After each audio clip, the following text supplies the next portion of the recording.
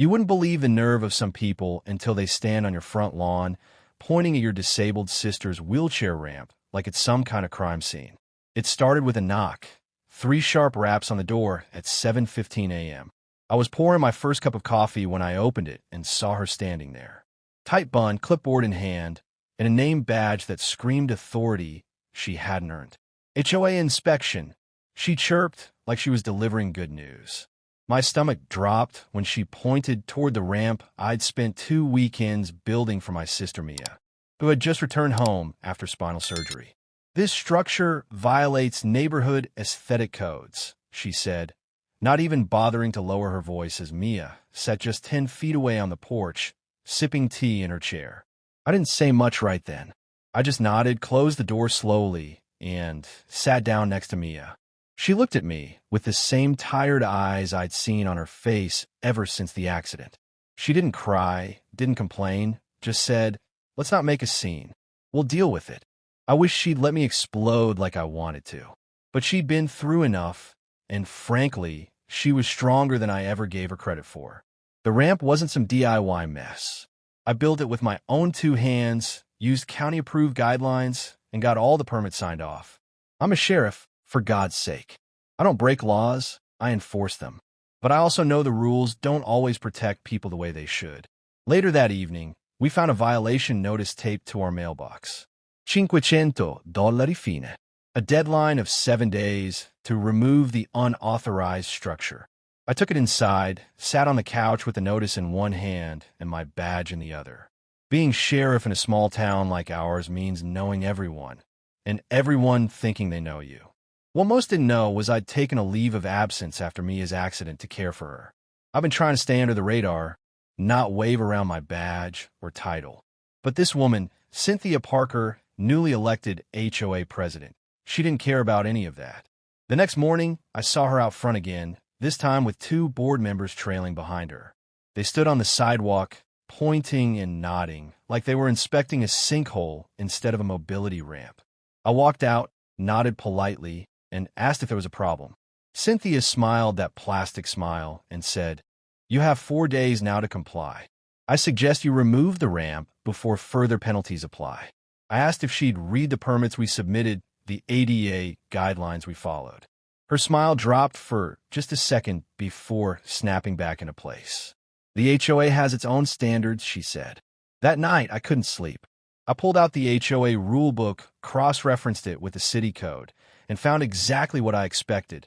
Nothing in the HOA regulations overrode ADA compliance or city permits. Cynthia was bluffing, banking on intimidation. Mia watched me from the hallway as I flipped through legal documents. "You gonna handle this the sheriff way or the brother way?" she asked.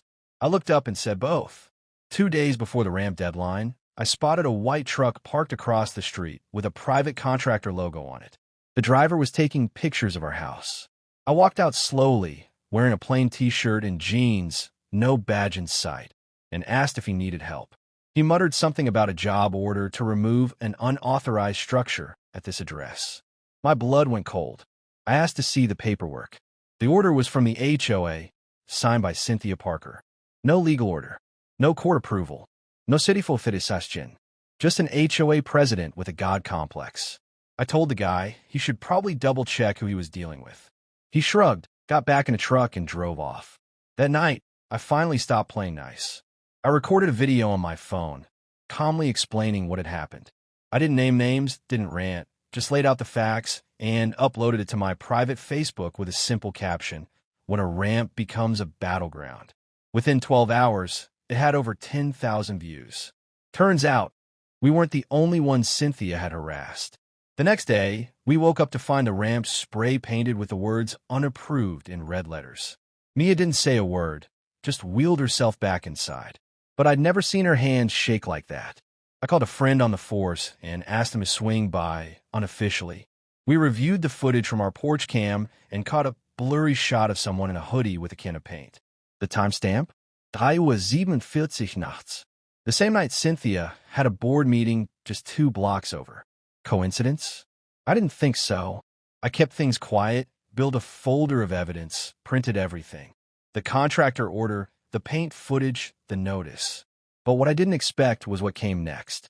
On the morning of the deadline, a flatbed truck pulled into our driveway. Two workers jumped out, equipment in hand, ready to take down the ramp. I stepped outside, this time in uniform. One of them stopped mid-step. I introduced myself properly, Sheriff Eli Carter. Suddenly, nobody wanted to touch a thing. That should have been the end of it. But Cynthia wasn't done. Not even close. Later that afternoon, we got served with a legal-looking envelope labeled cease and desist. Claimed we were defaming the HOA. That's when Mia finally spoke up. She picked the wrong house, she said quietly. And I knew she was right.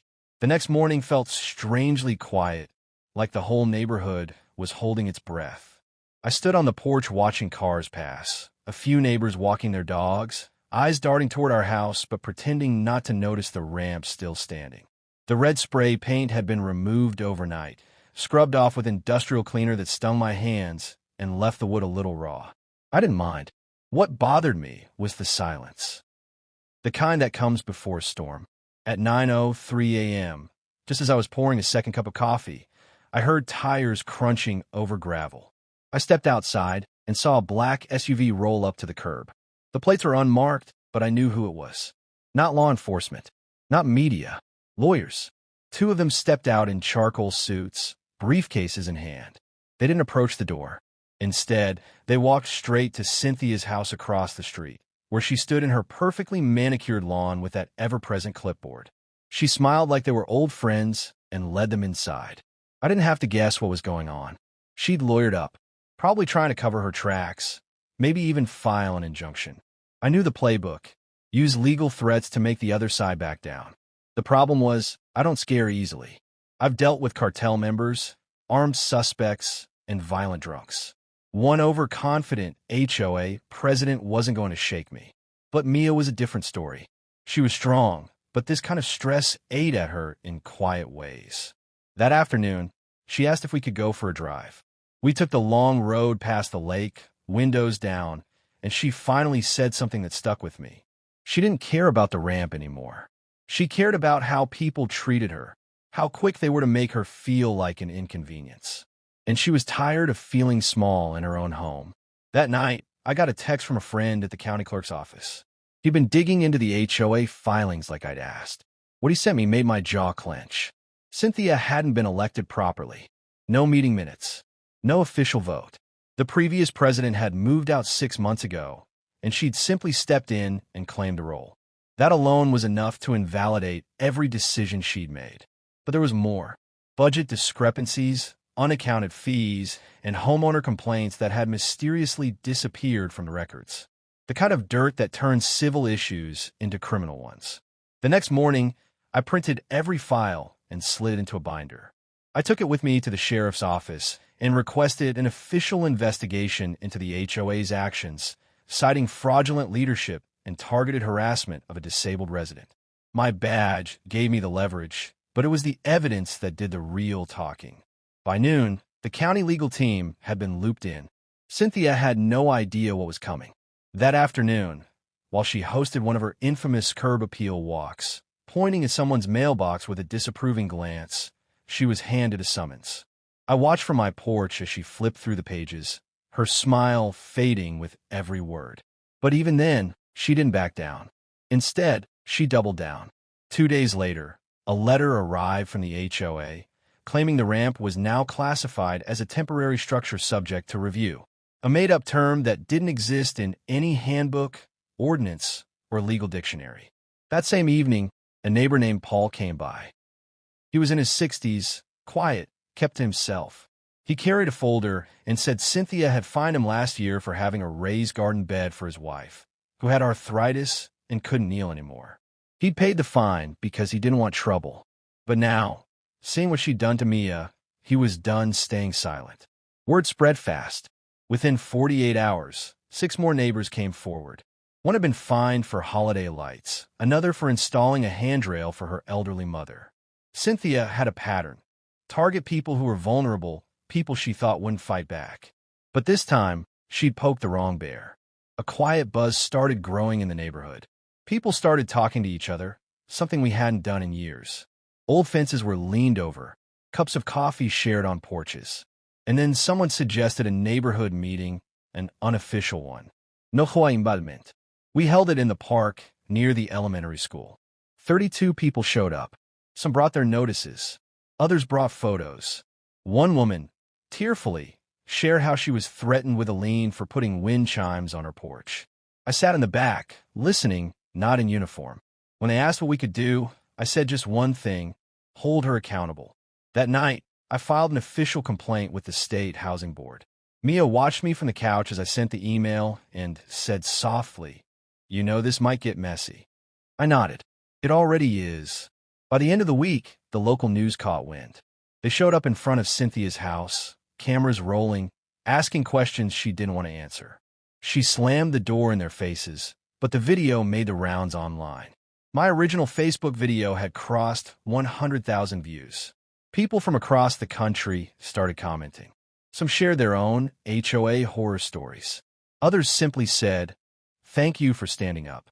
But the biggest surprise came on Saturday morning. A delivery van showed up with 10 brand new wheelchair ramps, donated by a nonprofit that had seen our story and wanted to help. They left a note that said, "No one should ever feel unwelcome in their own home." Sunday morning, the neighborhood felt different. It wasn't just the cool breeze or the fresh smell of rain from the night before. It was the quiet hum of people talking, genuinely talking. You could hear it from porches, driveways, sidewalks. Folks who hadn't made eye contact in years were now trading HOA horror stories like war veterans comparing scars. The donated ramps were neatly lined up at the community park, waiting for families in need. A few neighbors had already started helping each other install them. I walked past one house where 2 teenage boys were helping an elderly man lift plywood and drill brackets. That's when I knew something had shifted. It wasn't about our ramp anymore. It was about what it represented: dignity, respect, and the right to live without being harassed for simply existing differently. But Cynthia wasn't done yet. Early Monday morning, a bold red banner was tied to the front of her house. Protect property values. Enforce the rules. It flapped wildly in the wind like some kind of desperate protest flag. The irony was almost funny. What she didn't know was that the State Housing Board had already launched an inquiry, and county investigators were officially reviewing her entire tenure as HOA president. But the icing on the cake came later that day. A man in a pressed Navy suit arrived at the sheriff's office, asking for me specifically. He was from the Department of Fair Housing and Civil Rights, and he'd come in person to say they were opening a federal review into the HOA's violations of disability laws. My report, along with the community testimonies, had triggered something much bigger than I expected. That evening, Mia and I sat on the porch watching the sun dip behind the maple trees.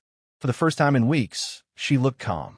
No tension in her shoulders, no worry in her eyes. Just peace.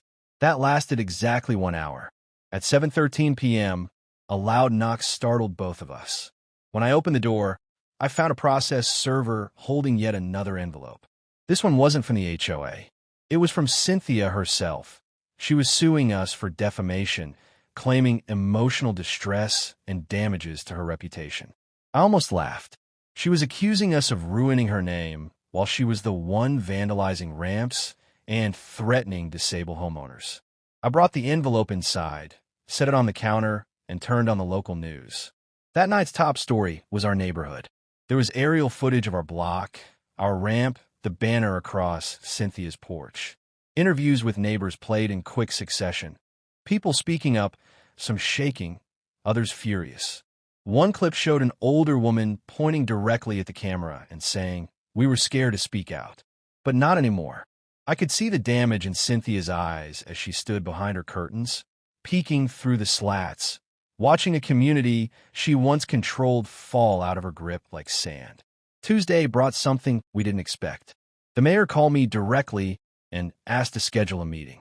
Not just about our ramp or our HOA, but about broader housing abuse complaints across the county. He'd seen the momentum and wanted to use it to push legislation that would hold HOA boards to a higher legal standard. I agreed on one condition: that Mia be part of the panel. This wasn't just my fight anymore. It was hers too. That afternoon, she spoke to a room of local officials, and told them exactly what it felt like to be treated as a problem instead of a person. Her words didn't tremble. Her voice was steady, firm, and painfully real. You could feel the shift in the room. Nobody looked away. Nobody questioned her experience. By Wednesday, Cynthia's 2 loyal board members had resigned, their statements full of regret and thinly veiled blame. One of them even knocked on our door and apologized in person. I didn't say much, just nodded. Mia thanked him, and that was enough. The next day, the HOA mailbox was overflowing with letters. Not violations, but complaints, real ones. Families who had been bullied, elders fined for harmless decorations, parents punished for swing sets, veterans told to remove flagpoles. Everyone had a story, and, for the first time, they were ready to tell them. Thursday morning, I walked down the street and noticed something missing. Cynthia's banner was gone. Her curtains were drawn, and her driveway was empty. By noon, a moving truck arrived. She didn't say goodbye to anyone, just quietly loaded her things into boxes while news vans parked nearby, capturing every frame. One by one, neighbors stood by, arms crossed, watching her go. It wasn't cruelty, it was consequence. And when the last box was packed and the truck pulled away, someone in the crowd clapped. Then another, until the whole street echoed with slow, steady applause. That night, we held a celebration, not for revenge, but for resilience. We set up tables in the park, brought food, music, and folding chairs. Families laughed under string lights. Kids ran around without being told their toys were violations. And in the middle of it all, Mia sat in her wheelchair, surrounded by friends and strangers alike. She was glowing, not because of victory, but because of belonging. The very thing she'd quietly craved all this time had finally found her. The morning after the celebration felt like the first page of a new chapter. The sun came up the same way it always did, but something in the air was lighter, easier to breathe. Our neighborhood, once tense and divided by fear of petty fines and ridiculous rules, was alive with warmth. Front porches had people again. Neighbors waved without suspicion. Even the sound of hammers and drills had a friendlier tone as folks helped install new ramps, railings, and porch swings without worrying about HOA threats. Mia was invited to speak in nearby school for Disability Awareness Week. She rolled into that auditorium wearing the same calm strength that had carried her through everything. Her speech didn't need dramatics. She simply told the truth, what it felt like to be treated as an inconvenience, how quickly kindness can vanish when power is abused, and how standing up for herself wasn't about revenge, but about reminding people what community should mean. A few days later, I received an envelope marked with the state seal. Inside was a formal commendation for initiating the investigation that led to one of the most public HOA crackdowns the state had ever seen. More importantly, there was a handwritten note from the housing commissioner thanking me for my personal integrity and dedication to equal rights. I read it, folded it up, and tucked it into Mia's bookshelf next to the ramp design sketches we had worked on together. But the changes didn't stop there. The county council approved new legislation based on our case, rules that made it illegal for HOAs to override disability access without legal cause and made leadership elections subject to state oversight.